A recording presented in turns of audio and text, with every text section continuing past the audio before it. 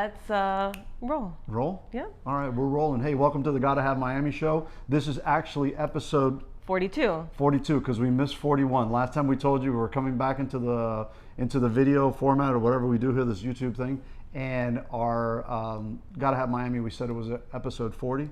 We said it was 40, but we doubled up on 40, skipped 41, and now we're at 42. So we're in 42. So don't look for episode 41. It doesn't exist. Just want to point that out. So what do you want to talk about today? Or first of all, what's this show about? Well, this is the Gotta Have Miami show where we is. talk about Miami politics and real estate and how they're intertwined and relate to each other and how it all works together. Oh, see how you use the word related. We're going to talk about them Related. too later on.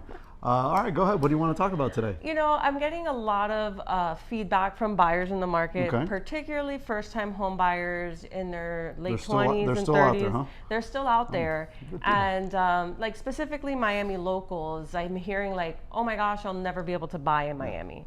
And my first thing is like, listen, do you plan on being in Miami for a long time or forever? Because if you don't, then don't buy here, you know, and focus on where you want to go. But if you have family here, you intend to raise your family here, whatever it is, if you foresee yourself being in Miami, If you're a UM grad and you know you're never going to leave here, all right, listen to Ashley. just go for it. You have to change your perspective on first-time home buying. I hear so much, I want my dream home. My dream home is a single family and it's modern, has a pool and 5 bedrooms and a guest house and a driveway and the whole thing. And I think that really shifting your perception on what your first purchase should be can help the home buying process. I think a really cool, creative way to get your first house is multifamily, like a duplex. You live That'd in be one amazing. half Yeah. and you rent out the other. And then when you're ready to make that move to your dream home or forever home, you now have an investment vehicle. So I like that idea. And that's, I mean, in Hialeah, there's so many multifamily duplex and like, I don't know, all types of apartment buildings. So like, Half I of think, them are illegal, but we'll get to that conversation too. I think just broadening your horizon, that my first purchase isn't going to be my forever home. Maybe thinking like my first purchase is going to be forever in my portfolio, Right. but not going to be my dream home. I like that idea. Forever in my portfolio. I like that. I like that idea. And I'll give you a very good example. So the home that we're taking a picture of and where we're doing that. And by the way, we moved studios because we were critiqued about our other studio that I had a feedback and everything. And that came from our closing attorney. Yes. Right. So our closing attorney actually is like a video guru, and he told us that we're doing it all wrong. We've been probably doing everything wrong for a while, but going back to where we're shooting from right now, and we're shooting from my home, from my living room. When we bought this home, it obviously was not for like what we wanted. And the home when we bought it was a 2-2. Right. It had acoustic ceilings. It had no air conditioning, but it was in the location that we were looking for. It was out of our budget. The interest rates back then were 9%. Everything was against us, yet this is where we wanted to live. Right. This is what we could afford to buy. The home was never even close to what it currently is. And I think one of the things that Ashley brings up is, remember something, when you buy a home, the dirt is really what's worth the money. We've talked about this on and on and on and on. The location is what's worth the money. You can always build whatever you want afterwards. Yeah. And this is something that you can play contractor. And if you're playing contractor, you're actually valuing your property higher. You've been playing contractor in your home for the last 6 months, hence why we haven't been here. I mean, actually, this time I leveled up and got a contractor. There you go. How un-Miamian. I know. Well, Right? you know, got a good connection if All you need a new roof and all types of sparkly things done to the house. And plants and stuff. Lots of Fancy. plants, lots of them. Fancy. Very exciting. But again, what to Ashley's point is, if you really look for the property, and again, interest rates go up and down. When we bought our place, and it was 20 years or 30 years ago, 30 years, almost 30 something years ago. Holy hell. Our interest rates are super high. You could always refinance where numbers come down, and those are all assets. But again, if you are in the location that you want to be, if it's the property that you feel, don't be afraid of today's interest rates. They are high. They will come down. They always have. They always do. But I think look at the location, then look at the potential of the property. And that's something that Ash and I really work with our clients, is to let them know, hey, listen, just when you're looking at this property, you can actually do this. You can add this to it. You can do some of the things. And again, it's not that we're playing contractors, because by the way, that's illegal.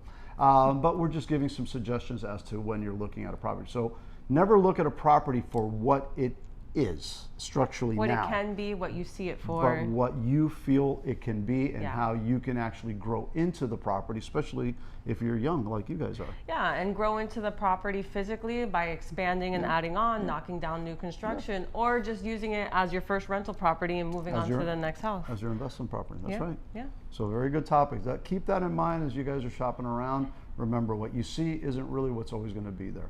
Like the Coconut Grove Playhouse. Sorry, I'm going. We're not I'm going there No, today. no, not today. Not today. I digress. So what else we want to talk about? Off-market deals. There's a lot going on. Off-market deals. Oh, off-market deals. So that's a big topic right now. So everybody's like, all the realtors are jumping on this topic about off-market and how it's advantageous. And the only off-market, and I hate to say this, the only person that wins in an off-market deal is the realtor. And it's simply because we don't have to do anything. We basically bring a seller to a buyer. The sellers usually will set a price point, and then the buyers will either agree to that price point. It's usually a little bit inflated, and that's what we have seen in the traditional markets. In today's market, all we're doing is we're taking off a property, and I recommend to sellers, unless it's very, very high end. If we're talking, high end now in Miami is 10 million plus. Yeah. So if you're looking 5 at that, million that's a is different not story. high end Yeah, anymore. it's like a middle market. But again, if you're looking at that type of number, then that's a different animal because the amount of buyers that are out there looking for these trophy properties are a little bit different. But if you're in that entry level, let's say entry level million plus, which sounds insane, but you really want to bring that property to market because not only will you get a true feel for what the value is, but more importantly, you'll get a competitive market, and that's really what you're looking for. And if you're a capitalist, which you are, from what I've heard, so you're a capitalist, you want supply and demand, and right now the supply is very, very limited, and the demand is very, super very high. strong. And that's why in the last episode we talked about why the numbers have not come down. It's because we do not have supply. We never will. We're always going to lack supply because of limits into how we build and how our zoning, which is political, gets affected. So, single families in Pinecrest, we've talked about this before. In an acre lot, you only build one property when you technically build 9 properties. So and zoning is not going to change, especially in all of these other neighborhoods in South Florida, because it's all NIMBY. We've talked about it on endless accounts. So I think that's really what you need to, be aware of from a price standpoint. So what you're saying is that our dirt is extra valuable Dirt and is only extra. goes up. It only goes up, and it will only go up because we have a limits of it. Again, we've talked about the UBL, the Everglades, the Atlantic Ocean, and the Atlantic Ocean right now is at 932 degrees. So hurricane season should be special coming up in September. We've done good so far. It officially started June 1st, and we haven't had any scares or depression. Because we have the Sahara dust. Oh, the dust was here? The dust is here, and because the dust is here, that's why we have that nice gray sky. It's not bad for you, really. It isn't. You'll be fine. I know. It's not bad for you at all. Well, speaking of demands in Miami, Yes. somebody's coming to Miami came to Miami already that's already causing a commotion. Right, and he doesn't live down here. He lives in Broward. Broward, how Right, dare he's going he? to Broward. Who goes to Broward? Why go to Broward?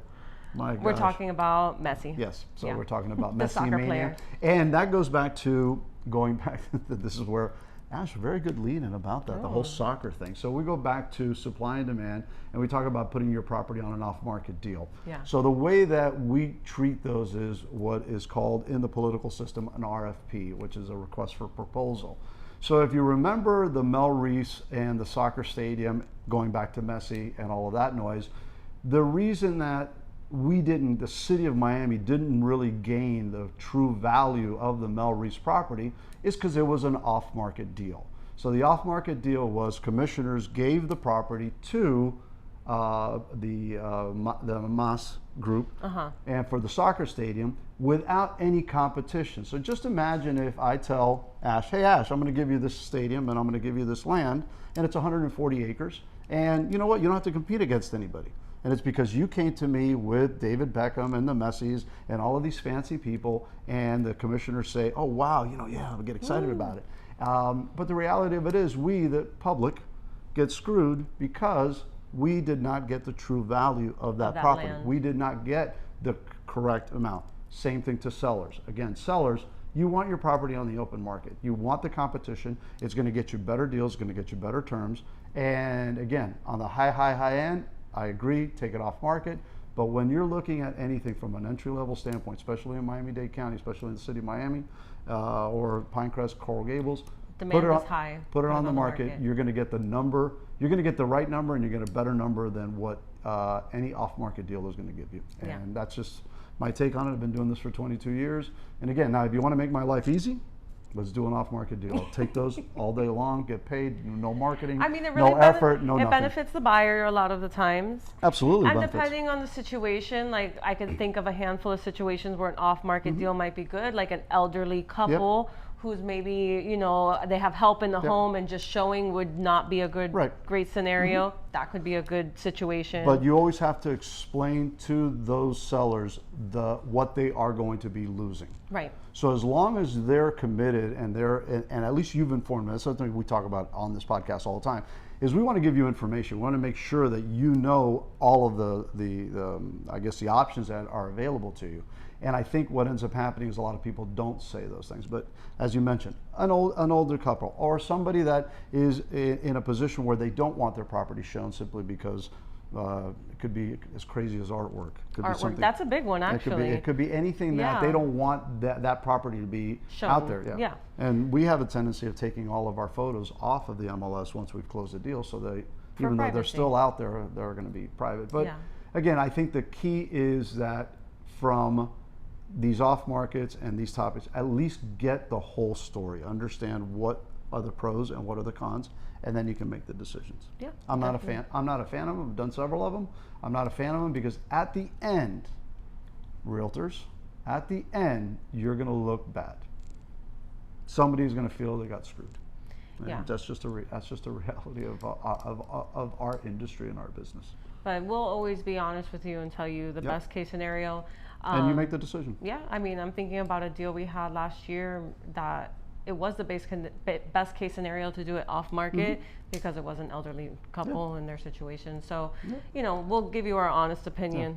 And then you make that decision based upon what the information we have. But again, not a big fan of them. I like properties on the open market. I'm also a capitalist. Same. So that's what we want to do. And no RFPs to rich people that get a benefit of something and then we get screwed. Sorry. That's where we'll end it. And that's where we're going to end it. Is that where we're ending? All right. So again, thanks for coming out. Next week, what do you want to talk about? Anything? Where do you want to go next week? I think we'll get some juicy topics next week. Yeah? Yeah. Yeah. All right. I have one in mind. Do you? Yeah. All right, cool. So that's a tease. I'm going to go political all the way. So we'll talk next week. All right. All right, Thanks guys. everyone for joining. Take it easy.